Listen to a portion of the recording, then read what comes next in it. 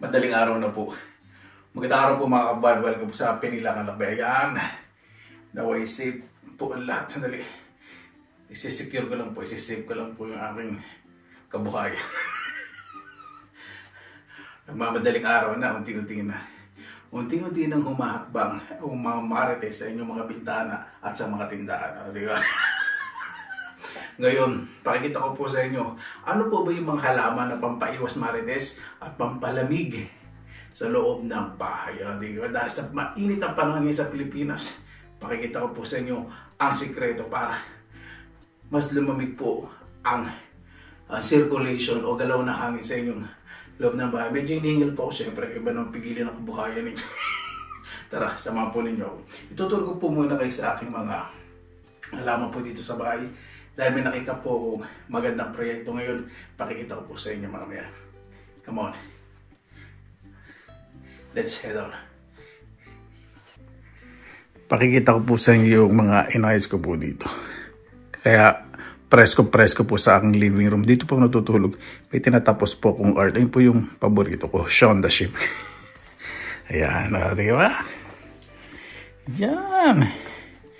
Dahil ipe-prepare po ako sa garden show, so nag-ayos ako ng mga anik-anik. Meron po ditong cactus. Ayan. Kung meron po kayong maalam na mga malalaking cactus, lagay po ninyo sa bakuran po ninyo.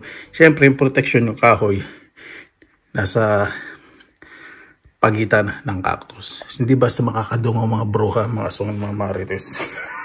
Sa mga ugali, ano. Ito po, meron akong hedgehog dito. Yung ginawa ko po nung nakaraan. Yung nakaupo, na kumakain na. Ayan, yung cactus. Ayan po yung mga maganda. Pangtaboy.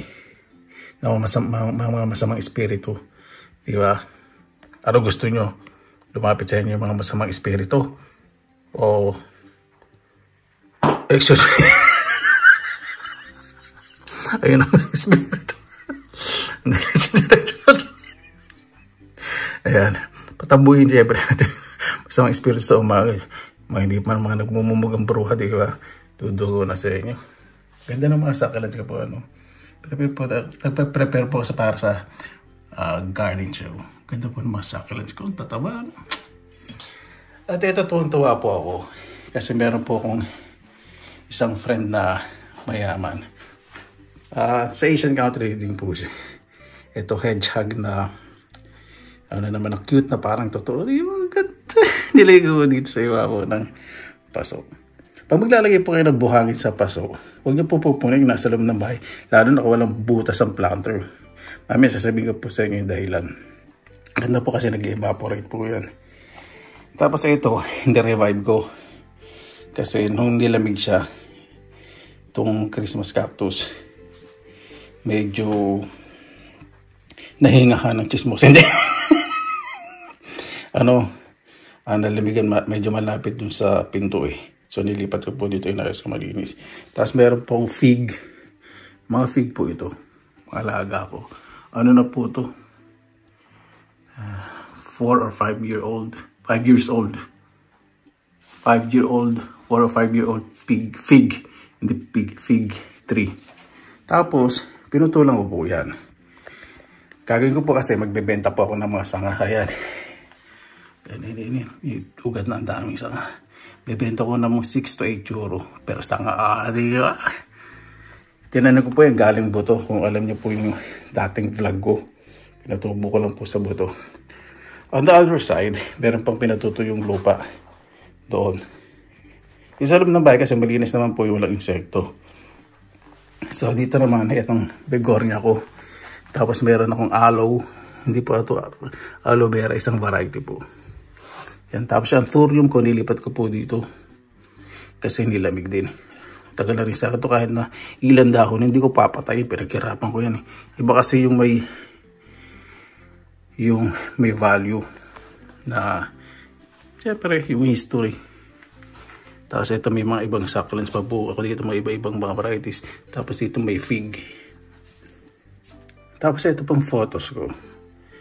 Tumaba yung dahon. Ganda. O, diba? Siyempre sa Pilipinas, ordinary lang po sa atin to.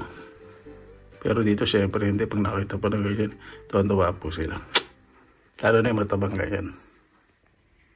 Ito naman po ang orchids. Orchid.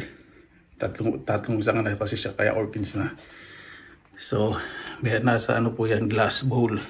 May mga wood chips na malinis, sinugasan ko po mabuti yun, walang extra lupa. Tapos sinisprayan ko, nililinis ko, pinupunasan ko po yan ng cotton buds, yung dahon. Kasi nakasteady po yan dito sa kahoy, nakadikit. Pero tatanggalin po yan. Kasi pag nabangga para hindi bumagsak. Diba? Ito naman po isang uri ng cactus. O succulent, hindi ko po alam pangalan. Basta maganda po yung katawan po niya. Tapos yung dahon ganyan. Namumulaklak po yung maliliit. Pero tuwan-tuwa po ako dito sa aking golden barrel na nasa ulo po. Ito, hindi ko po alam tambog. Damdam doon sa Nights of the Museum. Ewan ko ano po pangalan nito. Ganda. Hinawakan ko po yan. Hindi na po siya nakakato. So huwag lang didiin. Huwag naman kayong magintang. Sabay. Hindi yan. Hinawakan ko. Para nakaka-relax din. Laki po, no? Ganda. Taba. Mag-1 year na po yan sa August. Yung naregalo po sa akin to. Ito naman pong Yucca. Y-U-C-C-A. Yucca tree. Okay, diba? Pag nasa labas, sa Pilipinas, parang common sa atin to eh. Tapos yung katawan niya sa ilalim. Yung tumataba. Kaya mataba po yan. Yan. Pag dinidiligan ko po, hindi lang doon. Yung katawan, binabasa ko po yung katawan kasi nasa loob. Kailangan po kasi na yung humidity. So, yan po yung mga nabili kong anik-anik. Mga tupa. Para naman, nalilibang ako. Siyempre, sali tayo sa garden. So, diba? Ito nakapatong lang. Peke na succulent. Hindi po totoo yan. Pero ito, galing po sa London. Ayan, siyempre po yung souvenirs. Ito, pero po di tayo ditong cactus o succulent. Tapos yung ginawa ko pong art, ayan, yung smoking is dangerous to your face. Ayan, di ba? Totoo naman eh.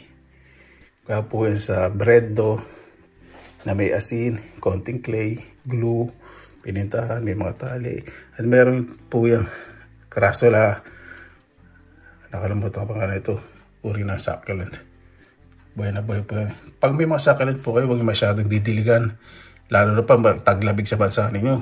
Pag winter, huwag po kayo magdidiligan ng mga succulents. Ano lang po, spray. Ito po, spray ko yan sa spring. O, diba? Tapos, meron po akong ginagawa dito na tree house. Pero ito kasi nabili ko po ito sa Norway. So, rep magnet po yan. Pero gagawa po kung talagang ginawa ko. Yan, tree house po yan. Itong driftwood, itong kahoy na to, nakuha po yan sa forest. Nung nangharbat po tayo ng mga lingonberries. Tapos sa ganda po niyan dahil, alam niya na, magaling ako, very talented. Ito po, meron kahoy na squash o pumpkin. Ginawa ko pong bahay. Diba? Galing ko, sabihin nyo, galing ko. Para naman sa lobo. Tigas na mukha. Pero itong itong planter o pot, hindi po yan. Hahanap po ko na mas maganda na, mas rustic o country style. Nababagay po dito kasi dito masyadong mahal ang bili ko dito. Ito binili ko po mahal. Yung Mother Earth, hindi ko po masyadong pakikita kasi pinoprotektahan ko po yung aking idea sa art. Kasi may gumaya po na ayoko na lang pong mag-comment. Kaya yung mga art works ko po, minsan na ilang ba akong pakita. Kasi pag ginaya nakakawala pong gana, okay lang naman gayahin yung kumuha ng idea. Iba kasi yung gayang-gaya, pati yung pag-explain. Ilang hindi maganda. Pero mga tao po talagang ganun. Hindi po natin maiwasan. Kasalanan ko din naman, pinost ko sa social media. So, ganun talaga. Yan. Punta na po tayo sa paborito ko pong shop. Bibili po napakaganda na taniman para sa akin bonsai kasi papalitan ko. Tara naman po ninyo, sobrang excited na po ako.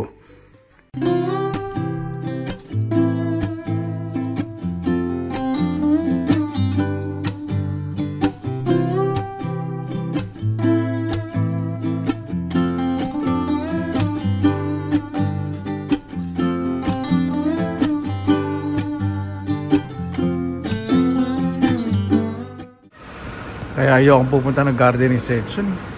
Pag nakakita ko ng kalamansi, naku po, meron na po ang puno. Ang ganda, daming bunga. 35 euro. Yan, 34.90, bali 35 na po eh. Iba-ibang klase ng citrus.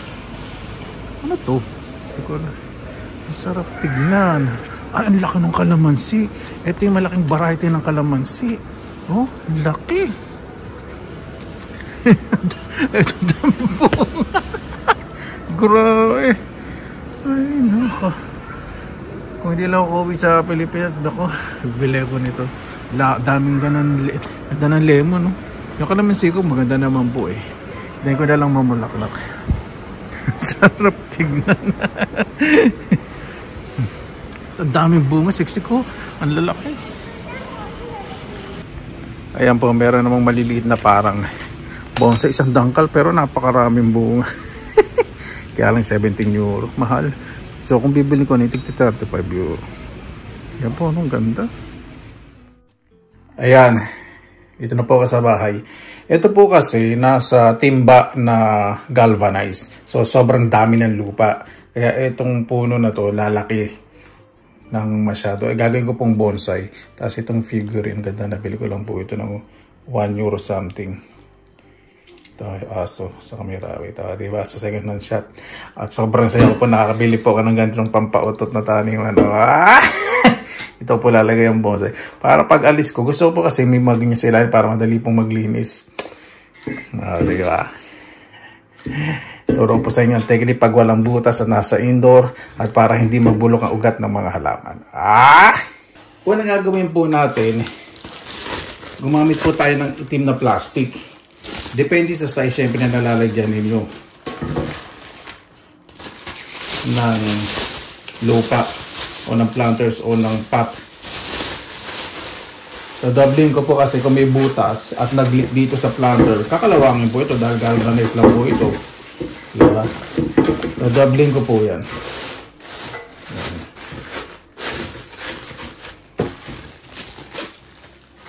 Kaya kailangan i-flat po natin maayos sa gilid saka sa ilalim. Meron po ako ditong clay pebbles. Pakikita ko po sa inyo. Just hold on. Last ng tama. Ayan, ito po itsura. Yan. Hindi ko po alam paano paggawa po nito. Ito naka-absorb po ng moisture. Kasi kung lalagay po natin graba sa ilalim, hindi po maganda. May stock lang po yung tubig. Siyempre pag graba yung bato, hindi nakaka-absorb ng tubig. Ito ma-absorb niyan dahan-dahan. So hindi maigiging stagnant o may stock o babaho yung ilalim at hindi mabubulok yung ugat na itatanim din nyo. Diba? Ito rin po yung magsisilbing drainage. Pwede nyo rin po itong haluin sa lupa. Pero hindi ko po ihalo. Gusto ko po parang drainage. Ibig sabihin kahit punta yung tubig sa ilalim, ma-absorb pa rin.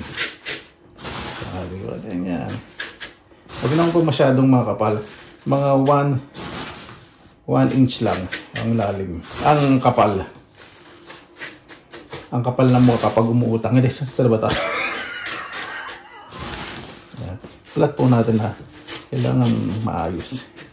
Yan, okay na po yan. Sunod na po natin ay matabang lupa. Dapat po ang lupang gagamitin po ninyo, hindi yung lupang hinaharbat nyo lang sa tabi-tabi. Hindi yun, ano. Paano po malalaman kapag mataba ang lupa pag kumuha lang po kayo sa tabi-tabi? Kapag nakita nyo po tinutubuan ng matataas na damo. Damo po ha.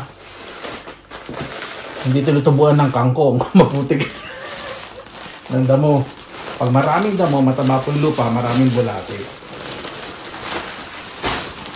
Dahil bonsai ang gagamitin po natin, lupang pang bonsai, ito po gagamitin kong lupa, binili ko. Ihalo po itong compost. Ano po yung compost? Hindi po composition na compost. Tama, parang short for composition. Compost po kasi, ito po yung mga nabubulok at hinalo sa lupa, pampataba. Lagay na po natin. Kaya po makikita po ninyo, may mga hibla na mga nabubulok na dahon, sanga, nabubulok na kwento ng mga marites. Paulit-ulit na lang. Laks ng tama ako. No? So mag-iinip po tayo ng space kalahati bago po natin isalaksak dito yung bonsai. Ganito pinanonood ninyo, no? Parang pag nakita nyo ako, parang sarap sapukin. Yan, kalahati lang po muna.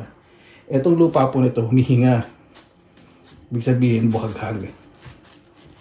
Yan, okay na po yan. At yung bonsai, tutong tabi natin ang dahan-dahan sa galvanized na planter. Ito, protection lang po ito. Kasi pag malamig po dito sa loob, hindi po lalamigin yung galvanized. Mahal din to eh. Nasa 10 euro. Pero nabili ko lang ng sale. Mga nasa 50%, 5 euro. Yan. Ito po, timba na galvanized. So, siyempre, tanggalin muna natin itong figurine. Gagamit po ako ng kutsara. Ayan. Ito po yung kutsara na hindi nyo sinasalaksak sa bibig nyo. Ibig sabihin, hindi po ginagamit sa pagkain. Luman-luma. Gamitin nyo po yung kutsara. Yung kapag may bisita kayong marites, ito yung pinapagamit ninyo. Yun. Sa mananggalit. Yan. Igilid lang po natin. Tanggalin lang po natin ito ng dahan-dahan. So, gamitin muna natin tangkay ng kutsara. Kasi kapag ginamit natin ito, mga maano yung ugat, maapektuhan. Ito pong bonsai. Ang ganda po ng ugat. Sumagid sa ilalim, napakalalim. Kaya pag mag-bonsai po kayo, wag po kayo magagamit ng masyadong malalalim na taniman kasi yung dahon hindi siya masyadong liliit. Talagang ganda ng pagkakatubo ng maugat. Lilinisin ko lang po ito ng maayos bago po natin ilagay rito. Para yung bagong ugat kumapit po ng maayos. Huwag na po natin masyadong alisin lahat ng lupa. Magtira-tira din tayo kasi indoor po ito eh. Madaling magtampo po yung ugat. Yan, okay na po yan. Yan, tama lang po yung ganyan. Sige pa, konti pa. Tulungan na tanggalin natin yung parang may mga mold. Yan. Okay na po yan. Parang yung lupa kumapit na maayos sa ugat. At tapos, yung mga maliliit na umaakyat, mga sanga po yun. Tanggalin ko na baon sa ilalim. So meron pa talaga siyang extra ditong puno.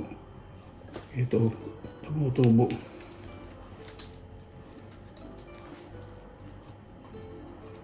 Tanggalin ko to kasi extra eh.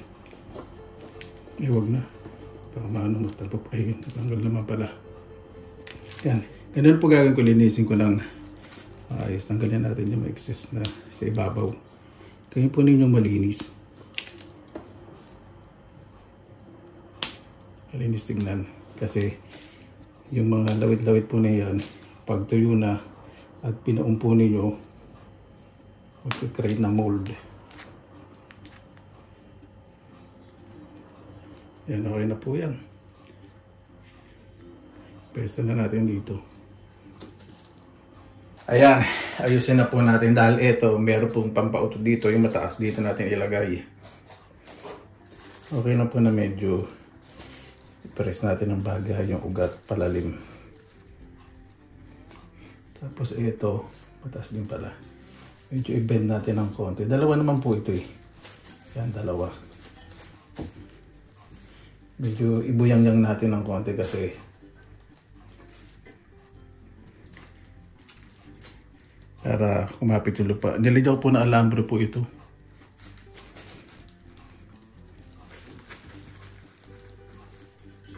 Ayan, masaya na po sa posisyon po. Pagkakalagay natin ng bonsai. Importante dito talaga medyo laliman pa natin ng konti. Hindi naman siya didikit sa clay pebbles. Ayan. Mas importante po yung ugat. Matabunan po ng maayos. Kasi pag nasa loob po ng bahay, hindi po maganda talaga na exposed po yung ugat dahil dito wala namang humidity, dry po yung temperature sa loob ng bahay. Maglalagay na po ako ng lupa. Pag maglilipat po kayo bago po dapat yung lupa. Kasi kailangan po ng bagong nutrients ng ugat na tinanggal po ninyo. Sa Pilipinas, napakadali pong mag-bonsai dahil may humidity. Yung singaw na mainit. Maganda po sa mga bonsai, lalo na sa mga tropical plants. Dito po hindi, kasi tropical po itong tinanim po natin. So ang gagawin ko rito, talagang may nakatapat na warm LED light. LED light po ang gamitin po ninyo. Yung maliwanag, saka hindi masyadong malakas sa kuryente. Medyo mahal po yun, pero sa paghalaman po, kung gusto nyo mabuhay yung halaman at di mamatay, ganun po ang gawin po ninyo. Didiin po natin para yung ugat. Eto, kahit naman po diin po ninyo yung lupa, hindi naman po siya kasi clay soil. Na pag diniin ninyo, parang gagawa ng paso. Hindi ka humihinga pa rin po siya. Ano, parang foam. Ano. Ayan. Lilinisin ko lang po itong mesa para mas maganda po yung nakikita po ninyo. Kasi para sa madiwarang-madiwaran. Yan. Medyo malinis na po rito. Ganda po ng lupa kasi medyo may moisture. So kapag may moisture po yung lupa, wag po natin didiligan ng todo-todo dahil wala po itong butas. Gagawin po natin, medyo babatakin po natin itong plastic. Kasi puputulan po natin yung gilid para mas maganda yung presentation. Siyempre, pag mamayabang ko to. Sa mga friends ko na mga inggitero at inggitera. Hindi kaya po gumagawa nito. Siyempre, pag gagawa naman kayo, maliban na lang kung binibenta ninyo o yung sarili ninyo pinaliligayan ninyo. Hindi yung parang may inggiting kayo, di ba? Alam niyo namang inggitero, inggitin nyo pa. Guntingin ko lang po ito. Ayan po. Nag-iwan po ako dito ng mga mamaya pakikita. Mga half inch pa ganun. May technique po ako dyan mamaya. Bakit nag-iwan ako ng half inch na allowance na sobra? Ayan, naka-expose na pong alindog niya, di ba? Kaya po ako naglagay ng space. Dali. I-press po muna natin ng maayos yung lupa. Kailangan pantay na pantay. Yung malinis na malinis. Dahil maglalagay po ka ng graba. Sa gilid lang. Sa gilid. Huwag nyo po lalagyan ng buong graba. Kasi hindi po makakahinga yung tubig. Hindi makakapag-evaporate. Maganda ang tingnan. Balmal ang bilhin ninyo. Tapos tatakay ilang araw. Bakit nga namin natepo? Kasi yung graba nilagay po ninyo. Maliban na lang kung clay pebbles ang nilagay po ninyo, di ba? Lalagay po natin yung clay pebbles sa gitna para huminga. Pero lalagyan po itong graba sa gilid, inuulit ko. Ulit-ulit lang ako. Pero gusto ko lang pantayin itong lupa para maganda, malinis. Yan. Maglagay po ng clay pebbles, maganda gamit po kayo kutsara sa gilid. Ang gagawin ko po, para mausad yung plastic. Yun po yung magpo-control. O, di ba? Gandahan po ninyo Gilid lang po. Mga distance mga 1 to 2 inches from the edge o mula sa gilid ng taniman.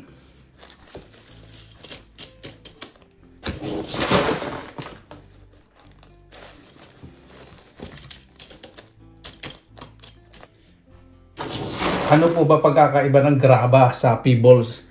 Ang graba po, mga durog na bato. Ang pebbles, mga buong-buong bato po yun, mapamaliit o malaki.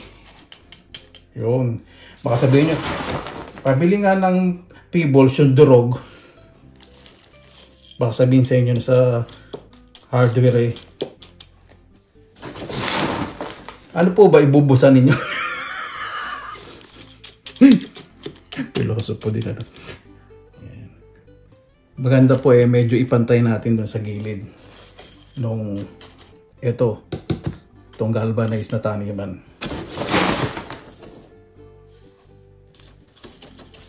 Sa panahon po ngayon ng tag-init, nako po, napakaganda rin po na may halaman sa loob ng bahay. Bakit po? Basta malinis siguro din po yung lupa walang insekto. Ibibigay po yun ng lamig sa loob ng bahay. Oxygen. Pag ang halaman po nagre-release ng oxygen ay malamig po yun. At masarap huminga. Kailangan natin ng oxygen. Pag masyadong thin ang air sa loob ng bahay, ibig sabihin lack of oxygen yung nahirapan kayo huminga.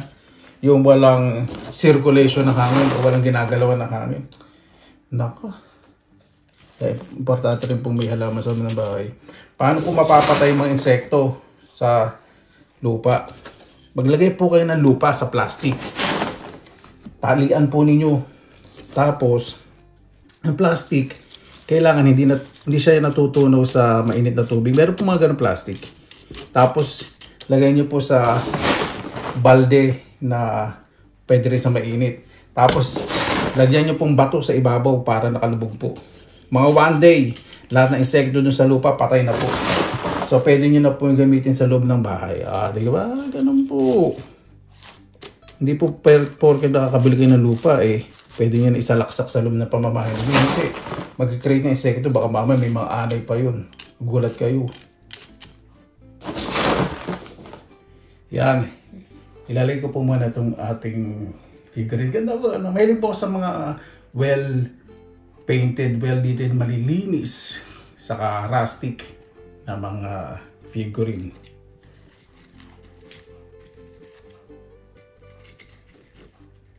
Medyo ilagay po natin. Lagyan natin ng magandang huwag natin masyadong idiin. Dali lang. Just hold on. Kasi pag nilagay ko po dito diretso sa lupa, hindi po makakahinga yung lupa. So maglalagay po muna ako ng clay pebbles. Tapatin po natin para huminga po yung lupa. Hindi ko po alam kung nakakabili dito sa Pilipinas. Kung wala po dito sa Pilipinas, pwede po kang gumamit ng ipa.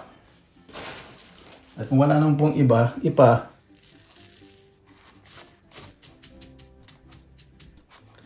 hindi ko alam kung ano pa pwedeng substitute. Ayan nyo lang po yung malinis na lupa. O lagyan nyo lang po ng moss. Yung dried na moss po Ayan. So, ibig sabihin, hindi siya nakadikit sa lupa. Hihinga pa rin yung lupa. So, yung edge niya, itong gilid, hindi siya masyadong realistic tingnan, di ba? So, bubuhusan natin ng pebbles yung gilid. Parang sa ilalim sila ng, yung aso nakakita ng kalaro sa ilalim ng puno na rabbit. Yan. Lalagyan natin siya ng top dressing. Tawag po sa mga top dressing, ayun po yung mga pampautot na nilalagay sa ibabaw ng mga paso o sa halamanan sa pag-landscape. Lalagyan ng pebbles. Ito po, pag pebbles, katulad po niya malilit na buo. Hindi siya malilit na durog. Pag durog siya, gravel siya. Got it? Diba? Maganda at malinis tignan. Naku. Tapos sa loob ng bahay niya, may oxygen. Lalamig. Mga water plants. O yung mga 5 fingers. Yung mga photos. Yung spider plant. Maganda po sa loob ng bahay. Saka yung yung mother tongues na yung espada. Ganda po yun. Ang palinis ng loob ng bahay. So, gagawin ko po naman dahil na ayos na natin yung gilid. Gugupitin ko na po yung mga sobrang plastic. Huwag nyo po masyadong isasagad. Huwag nyo naman yung sagad na sagad. Yung medyo may lagpas po na konti. Kasi mamaya pakikita ko po sa another technique para mas malinis o tiding tignan. Ayan, kung nasa loob po kayo at may smoker po kayo sa loob ng bahay, lagay nyo po sa ilalim ng range hood. Nasa ilalim po ito ng range hood. Pero sa Pilipinas, syempre hindi naman po kailangan dahil dito po syempre iniiwasan po yung sunog. So ang gagawin ko po, susunugin ko po itong gilid.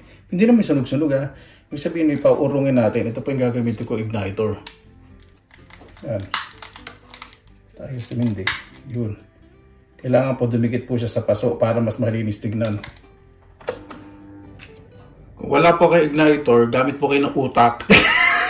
Hindi, gamit po kayo ng posporo o something na ano po dito, masusunog. Kaya po hindi masyadong mahaba kasi pag mahaba, apoy. So pag maikli lang, ganito, pakikita ko po. O ayan o. Diba? Umuurang po siya pa ilalim. So hindi siya masyadong nagliliyab. Pag nagliliyab, hipan ninyo. Huwag naman hintayin magliyab yan. Hello! Diba? Ayun po, di ba? Ang linis tignan. At pwede nyo po medyo i-press kasi yung lupa naman po malambot. Okay lang po yan, mas gusto po ng ugat. Huwag naman yung press na para kayo may gustong ingud-ngud sa biko na may bilao. O biko na nasa bilao. Huwag naman gano'n yan. Para mas maglinis tignan. At kung sa tingin nyo nag-overflowing po yung graba, gamit po kayo ng kutsara.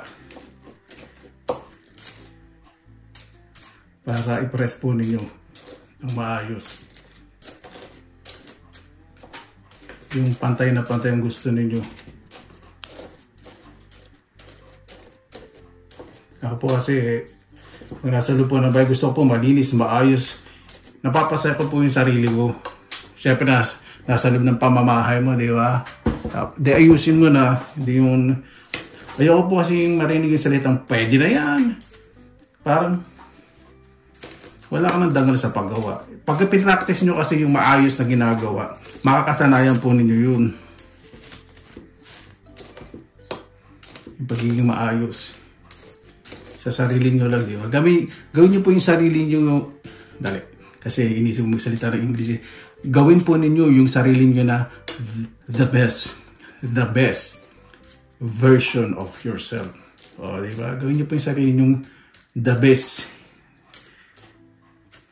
para sa sarili nyo, hindi para sa ibang tao. Di ba? Malinis. Gagawin ko naman po dyan, i-sprayan ko na. Pag naglagay po kayo ng graba kahit saan pong halaman, huwag nyo po muna agad bubuhusan ng tubig kasi yung lupa iibabaw. Mag-overflow agad. Kailangan po dahan-dahan. Sprayan po muna natin yung sprayan po muna natin ibabaw para yung lupa masiksik po pa ilalim. At malinis tingnan. Di ba? Ito po yung nagagawa ng maayos na pamamaraan. Siyempre yung figurine sprayan din natin para malinis tingnan. Yan. Tapos diligan na po natin ng dahan-dahan. Kung saan natin binaon. Yung alam, tingnan po ninyo, di ba? Malinis, hindi nag-overflow yung dry na lupa. Hindi ko po siya masyadong babasain dahil may moisture po yung lupa. Diba natin itong gitna para yung lupa din sa gitna. Yan, okay na po yun. At ang final, punasan po natin ang gilid. Di ba? Kasi kung meron po yung excess na tubig at lupa, yan po yung mag-create ng kalawang. Kailangan maayos, malinis.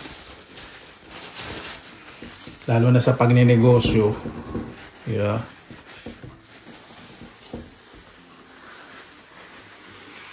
Gusto po muna natural looking. Pwede naman po kayo maglagay ng pebbles o graba na anong kulay ang gusto nyo. Pero gusto ko po ganitong itsura. Natural and rustic looking. O, di ba? Napakaganda. Ilalagay ko na po ito sa ilalim ng iglaw. Kailangan mga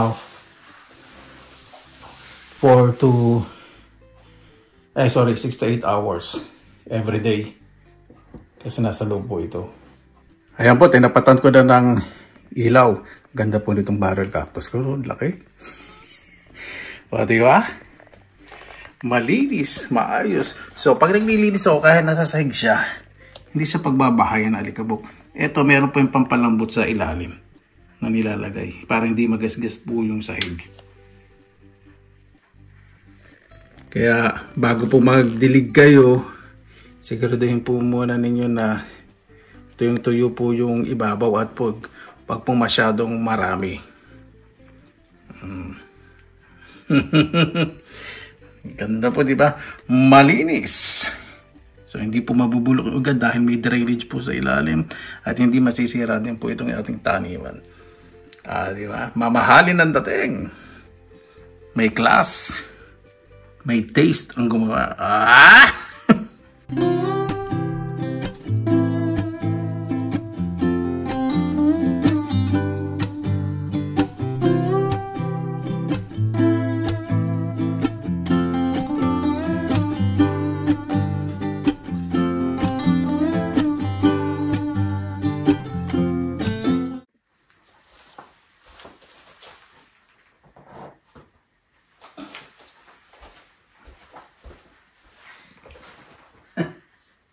O, di ba? Napakaganda po.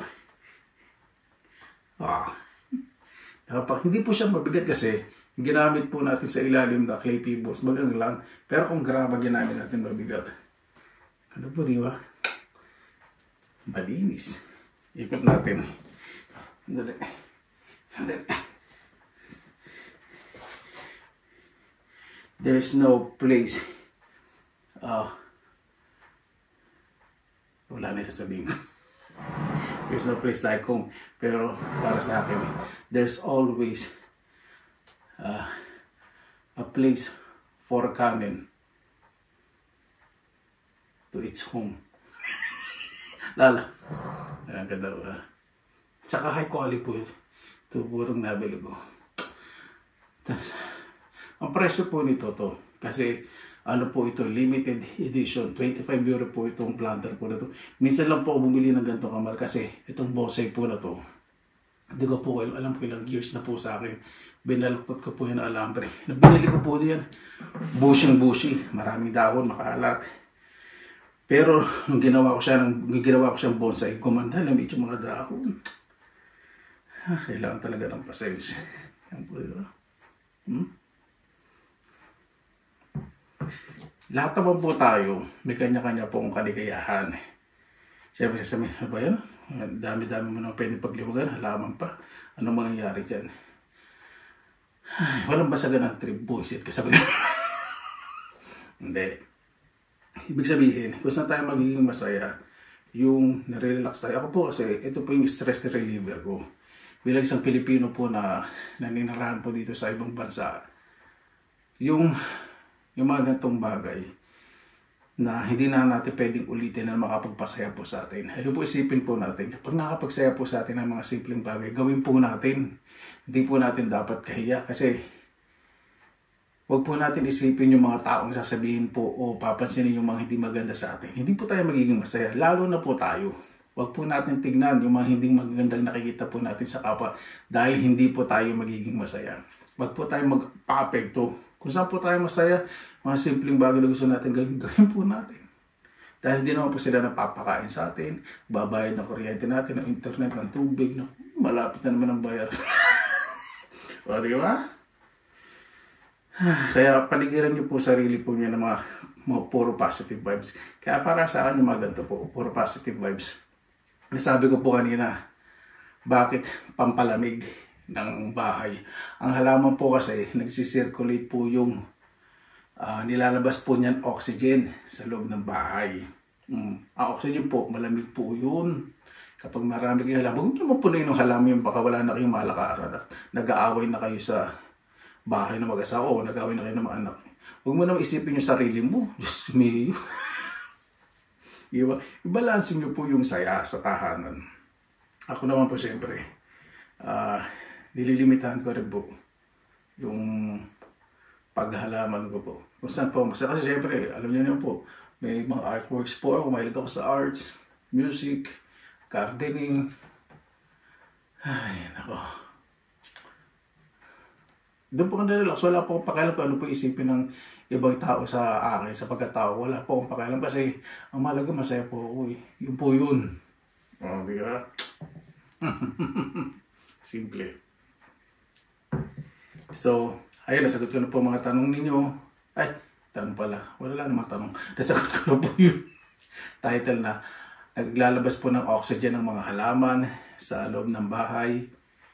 Natapapansin po ninyo, pag wala pong halaman sa loob ng bahay at walang hangin na umiikot, napakahirap pong huminga. Kasi ang nagsisirculate lang po sa bahay, alam niyo kung ano po, carbon dioxide. Yung lumalabas po sa bibig natin na mainit, na nagbibigay pa ng init. Buksan po natin mga bintana po natin. At kagandahan po, kung may tanim pa kayong mga halaman sa gilid ng inyong bahay, yung lamig na hangin mula sa puno. Huwag niyo sabihin, damo lang niya, bunutin lang niya. Mapapangit lang dyan sa mga gilid na niya. Kung hindi naman mataas yung mga damo, huwag niyo pong bunutin. Bakit po? Kasi yung mga damo, pinaprotektahan yung moisture ng lupa. O, di ba? Lumalamig. Yung damo, naglalabas po yan ng maraming oxygen. Kung hindi kayo marunong magtanim, o kung puro damo tanim ninyo. Pag binuksan yung bintana nyo, kung may mga tanim yung mga halaman, mga puno, yung sariwang hangin papasok po sa bahay po ninyo. Totoo po yan. Totoo po. Kasi kung wala po kayong mga tanim, lalo na po sa mga syudad, yung dikit-dikit ang bahay, walang halaman, napakainit po talaga. Sobrang init. Kasi yung kakulangan ng oxygen. Kaya yung mga city na may mga tanim, mga cities na may mga tanim na mga puno sa mga islands, sa mga gilid ng mall, napansin po ninyo, di ba? Ano po ginagawa ng mga tao pag mainit? Sumisilong doon. At yung hangin doon, presko. Pag humangin, iba po talaga nagagawa po ng luntian na kapaligiran ng mga halaman, puno, gulay-gulayan, kung ano po. Lalo na kung gagawin niyo po sa loob ng bahay po, di ba? O, di ba? So, sa mga marites, so, alam niyo na po yung mga technique, paano hindi basta sila susugod sa bintana.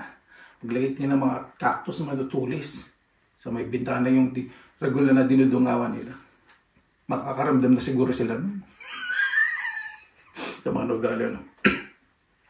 O kaya, taniman ninyo ng cactus. Yung matitinik. Huwag naman kang tipong aahasin yung lugar nyo. Wala, tinanong ko lang po sa iyo. Maribig sabihin sa panahon po ng tag-init po ngayon, wag po masyadong mainit ang ulo. At magtanim po tayo. Isang puno po na itatanim po ninyo. Ay, huwag niyo pong kainisan ang kalat. Ilalagay sa ground o sa lupa. Yung lilim, yung aratilis, yan po. Madali po yung lumaki. O, di ba? Puno ng tibig, madali po yung lumaki. Ito po kamuting kahoy, saging. Napakarami pong puno, katuray, malunggay. O, di ba? Sa bagay, kahit di ko naman po sabihin, kapag may gusto, napakarami pong paraan. Sa taong may dahilan ay batugan. Ano ba? Maraming salamat naman po sa inyong oras na ilan sa Pinilang Kalabay. Basta lagi po tayong positive vibes, good vibes. God bless, ingat po lagi po ng araw. Laban lang!